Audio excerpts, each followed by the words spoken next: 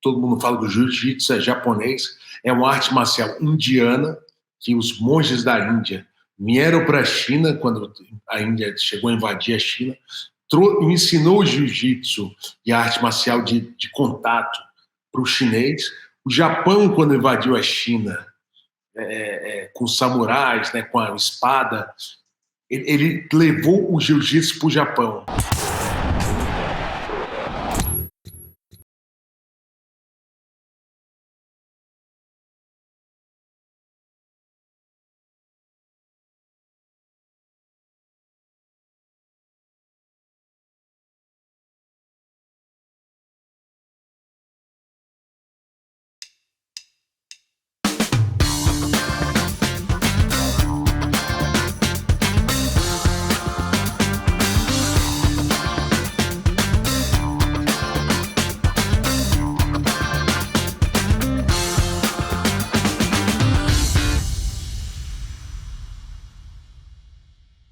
Olá, eu sou Eduardo Tironi e estamos aqui para mais uma edição do projeto Encara de Frente, a quarta entrevista dessa série. O Lance se uniu à Bayer e convidou diversos ídolos do esporte para falar sobre suas carreiras, momentos atuais de vida e também conversar sobre um tema extremamente importante. Nós estamos no Novembro Azul, que é o mês de conscientização sobre o câncer de próstata. A gente precisa encarar de frente esse tema, incentivar cada vez mais para que os homens cuidem da sua saúde. O convidado de hoje é um dos maiores nomes do MMA no mundo e uma das maiores lendas brasileiras, Antônio Rodrigo Nogueira. Mas você deve conhecer ele mais pelo nome dele dos ringues, Minotauro. Minotauro, muito obrigado. É um prazer estar com você aqui hoje e uma honra para mim, viu? Prazer nosso, Eduardo, estar fazendo parte dessa série de entrevistas, só personalidade, né, forte do esporte brasileiro. E também com um tema tão legal, né? Falar sobre o câncer de próstata, a gente tem que se cuidar realmente. E esporte é saúde, então tem tudo a ver o assunto. Perfeito, é isso aí. Minotauro, você se aposentou oficialmente dos ringues em 2015, mas você seguiu e segue ligado ao MMA, né? O que você está fazendo atualmente? Atualmente eu sou embaixador do UFC, né? Nossa função, hoje em dia são 96 atletas brasileiros representando, né, o Brasil, o maior evento de artes marciais do mundo, né, que é o UFC, né, de lutas marciais mistas, o MMA, e eu sou a comunicação com os atletas, né, uma parte da organização. Como eu sou um ex-atleta, eu falo com esses atletas, eu e um grupo, né, do UFC, eu, Denis Martins, a gente fala com esses atletas e se comunica, facilitando, né? Às vezes o atleta chega novo na organização e não conhece muito as regras, né? Tanto da parte de antidopagem, né? Quanto até no próprio marketing pessoal. Então a gente se comunica com esses atletas e eu sou embaixador da marca, então a gente apoia também os patrocinadores do UFC. Quer dizer, você faz um link ali entre os atletas que estão atuando e você passa a sua experiência, explica como a coisa funciona, regras e tudo mais, procedimentos, é por aí, além de, claro, de divulgar a marca pelo mundo, é isso?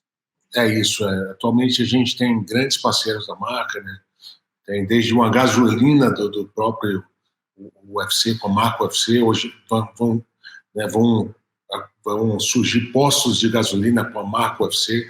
O UFC, né, tem uma marca, a Veno, hoje em dia é patrocinadora oficial do UFC, então toda a roupa que o atleta sobe ali no octagon, a gente também aparece. Então são diversos parceiros de marca e estão sempre trabalhando junto ao UFC com essas marcas parceiras. Por conta disso e de outras ações relacionadas à sua profissão, a MMA, você viaja ao mundo. Você está em Dubai, é isso? O que você anda fazendo aí? Eu estou em Dubai, a nossa academia, tem uma academia também, a gente tem uma rede de academias, a Tia Nogueira Dubai reinaugurou, né, uma sede nova com 27 mil square feet, quase 10 mil metros quadrados, né, então ela triplicou de tamanho, eram 9 mil, agora foi para 27 mil square feet, né, são metros quadrados, uma conta diferente, é quase que 3 para 1, né, a metade. Enfim, a gente já inaugurou essa academia agora, essa semana, né, mas eu vim dia 30 foi a luta do Glover Teixeira, né? O Glover Teixeira foi campeão dos meio pesados do UFC, então a gente veio para acompanhar a luta dele. A gente veio fazer uma série de ações aqui do UFC com Abu Dhabi, né? O país sede do UFC, né? Onde está tendo a ilha da luta. Eles pegaram a ilha, né? Onde tem uma grande arena, eles fizeram esse grande evento. Bom, o MMA, né, ele é um negócio espalhado pelo mundo inteiro. Você, particularmente, claro que você é muito ídolo no Brasil, mas você também é um dos lutadores mais venerados no Japão, até hoje, mesmo que você já aposentado dos rings, embora ainda em ação dentro do MMA do UFC. A que você atribui esse sucesso que você tem especificamente no Japão? O japonês ama arte marcial, né? Ele ama arte marcial. Eu estava até contando essa história hoje. A gente tem um programa de viagens chamado Viver para Lutar, o maior programa de viagens e lutas do mundo. A gente foi a 18 países, né? A gente tem uma passagem, né? No Japão, gravamos 3 modalidades: o judô, o karatê, o aikido, né? Na Coreia, o hapkido e o taekwondo. Então a gente deu uma volta ao mundo, 18 países, e a gente estava na China, né? Uma história assim. A gente estava na China gravando com os monges que defenderam a muralha da China durante 700 anos. Né? A gente estava gravando, passamos quase 20 dias ali, imersos, treinando com os monges. E o jiu-jitsu, né? Todo mundo fala do jiu-jitsu, é japonês, é uma arte marcial indiana, que os monges da Índia vieram para a China, quando a Índia chegou a invadir a China, me ensinou o jiu-jitsu e a arte marcial de contato para o chinês. O Japão, quando invadiu a China, com os samurais, né, com a espada, ele levou o jiu-jitsu para o Japão. Em 1940, né, depois do final da Segunda Guerra, os ocidentais entraram no Japão, né? Antigamente era fechado, né? Entraram no Japão e foi proibido a prática do jiu-jitsu, da arte marcial samurai, né, que os samurais tomaram como arte deles. E um conde japonês, o Conde Koma, ele se mudou para uma colônia japonesa no Belém do Pará. Olha só. E lá ele ensinou a família Gracie. Então, entendi. A família Gracie aprendeu na década de 40, 50 ali, aprendeu jiu-jitsu. Então, chegou na década de 90, esses caras, nós voltamos do Japão trazendo arte marcial perdida. Entendeu? Então, o japonês, essa história. O japonês, ele admira porque a luta deu a volta ao mundo e a gente voltou no Japão. Então, a gente voltou de kimono. Né? Os atletas de MMA não usavam kimono. A gente entrava no ringue de kimono, né, com a faixa preta, esse ano. Isso é cultura japonesa. Então a gente trouxe de volta essa cultura, então eles são apaixonados pelo jiu-jitsu brasileiro. É como se o jiu-jitsu, como você falou, ele foi proibido lá, ele tivesse se apagado do país, deu a volta ao mundo e depois vocês levaram ele de volta lá. E, portanto, vocês são recebidos lá como os caras, nós trouxemos essa arte de volta para cá, mais ou menos isso. É isso, o Rickson Gracie foi o primeiro aí, né, num evento japonês, e na sequência, acho que 5, 8 anos depois, né, foram os atletas da Brazilian Top Team, né, que é eu, Ricardo Arona, o Murilo Bustamante, o Zé Mário Spé. Então a gente trouxe o Alan Góes, né, então a gente voltou trazendo aquela cultura japonesa de volta, né, da luta samurai. Que história legal, que história muito legal. Hoje a gente está aqui hoje também para fazer um alerta sobre o câncer de próstata, que é o segundo câncer mais frequente em homens. Só o câncer de pele tem mais incidência do que o câncer de próstata. É por isso que, por volta dos 50 anos, todo homem tem que fazer um check-up, procurar um urologista e encarar de frente o exame de toque, porque 75% dos casos acontece na terceira idade. Minotauro, você passou a vida dentro de um ringue, com todas as glórias e, é claro, as dores que isso também traz. E conviver com a dor vem desde a sua infância, porque você foi atropelado, né, por um caminhão de lixo quando você tinha 10 anos, ficou 25 dias em coma, 1 ano internado. Com tanta coisa, eu imagino aqui que você é muito cuidadoso com a sua saúde. Então, o que eu queria saber é como é que você tem cuidado da sua saúde, mesmo aposentado dos rings e tal. É isso. Eu ainda não fiz o exame, mas vou Você tem fazer. 46 anos, certo? 45 anos. O 45. meu avô faleceu de câncer de próstata. Então O a meu gente também. também. Então Sim. tem, né, é necessário um cuidado aí dobrado, porque tem uma tendência, né, familiar para isso. Então meu pai já teve problemas, teve uma inflamação, né? Meu pai tem 70, deve ter com 75 anos. Desde os 50 ele está sempre cuidando. Então, justamente a cidade que você falou, 50 anos, ele começou a fazer os exames, detectou que ele tinha um problema de inchaço na próstata, então ele está sempre fazendo um tratamento. Eu acho também que a atividade física, lógico, todos os dias eu procuro fazer uma atividade física, como muito bem, né, evito frituras, né, excesso de carboidrato, né, então como mais proteína, mais saladas, esse tipo de coisa eu uso para cuidar da minha saúde. E a atividade física tira o teu estresse, né? Então muitas das doenças que são psicossomáticas, né, vem por causa o câncer, principalmente, é o estresse. Então a atividade física realmente é muito bom para isso. A galera acha que é porque você é lutador, então você é nervoso, então, portanto, você quebra tudo e tal. E é exatamente o contrário, né? A luta e a atividade física te deixa deixa todo mundo, né, num estágio, como você disse, mais tranquilo, e isso, inclusive isso, ajuda na prevenção, né?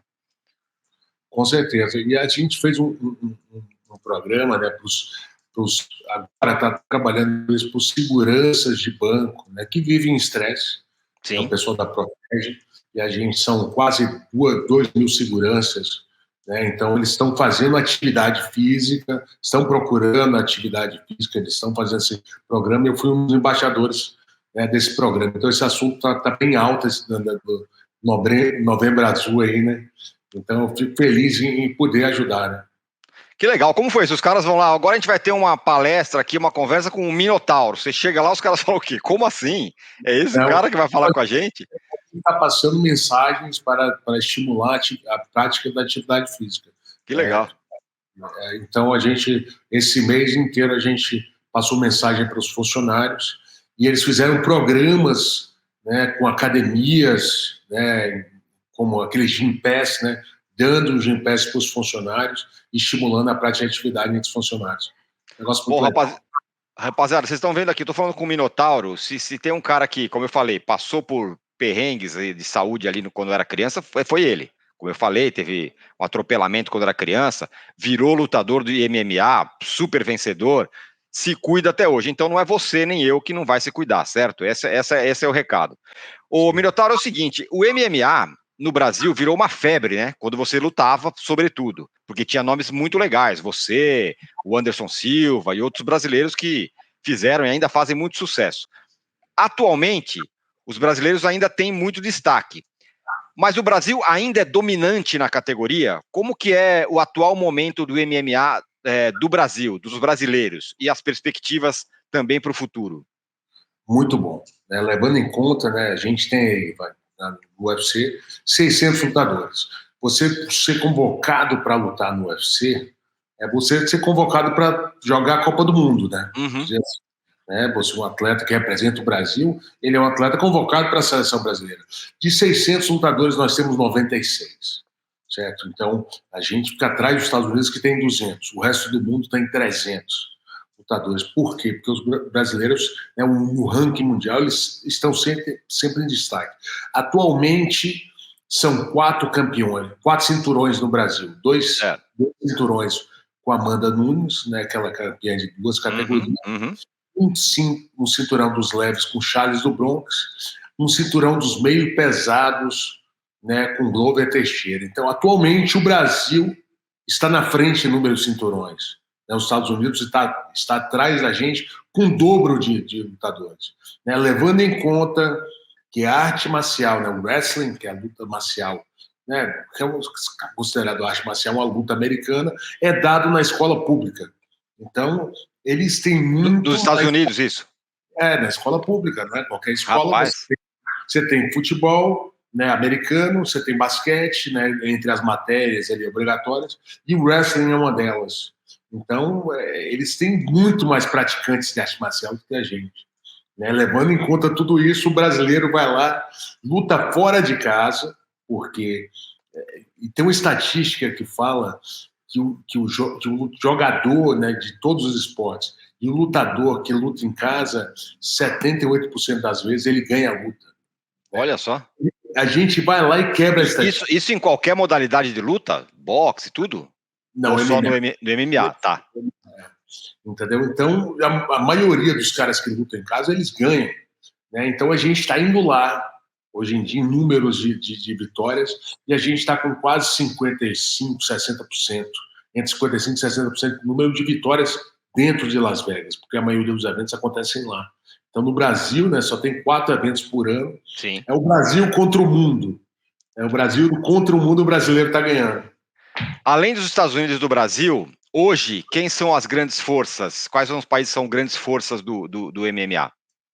Então, a gente teve o Canadá aí, que sempre tem lutadores, né, fortes. A Rússia, atualmente, está ali quase brigando com o Brasil, está ali com 2 cinturões. Né? A Rússia tem um potencial muito grande, porque eles têm tradição na luta greco-romana, no wrestling e no boxing. Né? Então, eles têm as lutas principais no kickboxing também. Né? Então, os russos, eles são fortíssimos. Uma seleção né, um time que está se destacando, a Nova Zelândia. Por incrível que pareça, a Nova Zelândia eles fizeram um programa de MMA amador muito forte. E a gente até montou, estamos trabalhando com a seleção brasileira de MMA amador, né, MMA amador, e a Nova Zelândia fez isso há mais ou menos uns 8 anos atrás. Então, aqueles caras que ganharam o Mundial Amador há 8 anos atrás são esses garotos que estão se destacando. Aí a gente tem Volkanovski e o Adesanya, né, são 2 atuais campeões da Nova Zelândia, tem 2 títulos, um país sem tradição nenhuma em luta, de repente eles fizeram um programa forte e virou. Coisa muito interessante isso. Em outros esportes, o Minotauro, então você pega, por exemplo, no futebol, que é mais óbvio que todo mundo acompanha, mas outros esportes também, por exemplo, como o vôlei brasileiro, ele tem um jeito de praticar esse esporte que é um jeito diferente. E, portanto, virou dominante. No futebol, com criatividade, com habilidade e tal, no vôlei também, com um jeito diferente de jogar, e, portanto, por muito tempo foi dominante nesse esporte. No caso do MMA, o estilo brasileiro também caminha dessa outra forma que outros esportes do Brasil? É um estilo muito diferente, é um estilo, sei lá, mais criativo, mais diferente, ou é mais padronizado no MMA? Então, o estilo brasileiro ele é menos físico, né, do que o americano, o europeu. Eles usam muito o atleticismo e a própria estratégia. Né? Então, a gente vê lá um americano, um russo, ele mantém aquela estratégia. Ó. O brasileiro não, ele se adapta a qualquer situação. Ele tanto luta um pouco em pé, como ele luta no chão. O brasileiro ele é muito completo e ele consegue se adaptar. Ele se vira, tem aquele jeitinho brasileiro. O brasileiro... Que é como o brasileiro é, né? Ele dribla, entendeu? Às vezes ele dribla, né, a mais, mas é o jeito brasileiro e confunde, né, os lutadores de fora. Então, o brasileiro ele tem um talento realmente especial. E a gente tem uma tradição no jiu-jitsu, né? A gente tem muitas escolas de jiu-jitsu, a gente tem muitas escolas de Muay Thai atualmente no Brasil, né? Então, isso aí faz uma diferença. Já é uma tradição. É cultural no Brasil, né? A mãe colocar o filho na arte marcial, você viu isso, Sim. Né? Já viu, eu lembro bem, quando eu era criança era judô e tudo mais, que se fazia. É muito assim, é uma coisa muito brasileira mesmo, né? De colocar dos pais. Então, meu pai me colocou no judô quando era pequeno. E depois minha mãe me colocou no kickboxing, né? Porque ela viu. Com quantos anos? Eu entrei no judô com 4 anos de idade. Cresci no tatame, né? Quando eu não estava ali no tatame, estava tentando jogar bola, né? Mas eu fui um jogador frustrado. Que legal, muito legal. Ô, Minotauro, para encerrar nossa conversa aqui, não é que eu quero que você trabalhe mais, não, que eu sei que você faz coisa pra caramba, tá aí do outro lado do mundo nesse momento, mas quais são os seus planos daqui para o futuro? Então, a gente está trabalhando muito, né? A gente é uma marca de energético chamado Minotauro Energy Drink. É um energético, né? A gente lançou em 2011 aí no Rio de Janeiro. É o energético PET mais vendido do estado do Rio de Janeiro. A gente chegou a dar uma média aí, por ano, a gente deve vender 1.200.000 litros de energético no estado do Rio de Janeiro. Rapaz, Meu irmão, é uma febre. que Minotauro loucura. é um energético bravo. Muito bom. A gente está entrando agora no estado de São Paulo, né? São Paulo, interior de São Paulo. Então a gente está nas grandes redes, atacados, né? Um litrão de 2 litros. A gente lançou a garrafinha agora de 290 ml, em alguns sabores, né? Blueberry, melancia, zero, o tradicional e frutas tropicais. Então a gente está muito focado há um ano nesse projeto, mas que já vem desde 2011. Então a gente é muito focado nesse projeto também. Outro projeto interessante, a gente está montando a seleção brasileira de MMA amador. Né? Olha só, que legal. A gente já fez 2 eliminatórias até então, vai fazer uma domingo que vem aí em São Paulo e uma grande final dia 18 no Rio de Janeiro para decidir a seleção brasileira que vai representar o Brasil em Abu Dhabi entre 23 e 29 de janeiro. Também vai para a Cidade do México, né? A gente está batalhando aí patrocinadores, apoiadores, vamos para a Cidade do México em março, e o Mundial por equipes no Bahrein, dia 22 de agosto. Então, essa, né, é uma das coisas que a gente está fazendo. Outro plano muito legal, a gente está trabalhando com livros educacionais. Olha só que legal. De esportes para o professor de educação física. Então, a gente tem um livro educacional. Eu vou até tomar a liberdade de mostrar. Claro, por favor. Mar, pega o livro para mim, por favor. Pode mostrar, quero ver. Então, a gente é um livro que explica todos os esportes, as regras de todos os esportes, como se joga, um beabá de todos os esportes. A gente fez além de eu entrar com esse projeto, né, com a inteligência educacional, a gente fez um anexo só para artes marciais. Então, ele tem um livro de 287 páginas, um anexo para artes marciais para as escolas públicas. Aqui, ó, olha que projeto bonito. Esse é o livro. Muito legal, hein? A capa é linda, inclusive. É linda. Esse é um anexo de artes marciais. Aí explica, né, todas as regras do Muay Thai, do boxing, né, do Jiu-Jitsu. Ó, tá vendo as posições. Né, que legal. Peraí, eu não sei se eu perdi alguma parte. Isso vai ser distribuído como? Então, a gente está levando para os conselhos educacionais estaduais e de prefeituras. Né? E aí a prefeitura que comprar o livro tem acesso, né, a esse material nosso. Pô, a molecada vai pirar, porque esse é um déficit gigante no Brasil, né? O professor, professor de educação física, ele normalmente, né? Minha mãe era professora de educação física, por isso que eu me envolvi com esse projeto. Ela entrava na sala de aula com a pita na mão, uma bola, né? Ou seja, de futebol, uma de vôlei, futebol para os meninos, vôlei. Não tinha uma matéria, não tinha que perguntar para os garotos, regras. Então, eu acho que isso aí vai dar uma introdução esportiva muito boa para o Brasil. Pô, que coisa legal, que iniciativa bacana, Minotauro. Achei muito, muito legal mesmo. Pô, acho que tem tudo para ser um super sucesso. Parabéns, viu, pela essa ideia. Achei realmente muito legal. Bom, para encerrar esse nosso papo, um recado muito importante. Para a gente ter uma saúde campeã, que ainda desperte orgulho e carinho da nossa torcida, como a gente tem pelo nosso craque aqui, o Minotauro, a gente precisa cuidar da nossa saúde. Os homens, entre a maioria deles, ele não encara de frente esse exame de toque e nem vai ao médico com regularidade, é uma tendência. Mas uma coisa é fato, o diagnóstico precoce salva vidas. Por isso fica aqui o incentivo e um alerta para vocês. Vamos cuidar mais da nossa saúde e fazer com que ela seja campeã.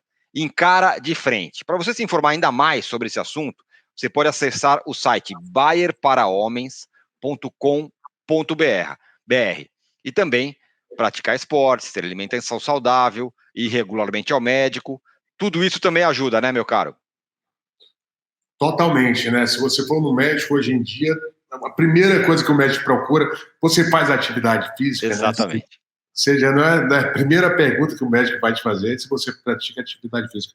Então, se as pessoas, às vezes, não querem um esporte muito duro, dá uma caminhada, né? Que seja uma caminhada, dá uma corrida, faz alguma coisa.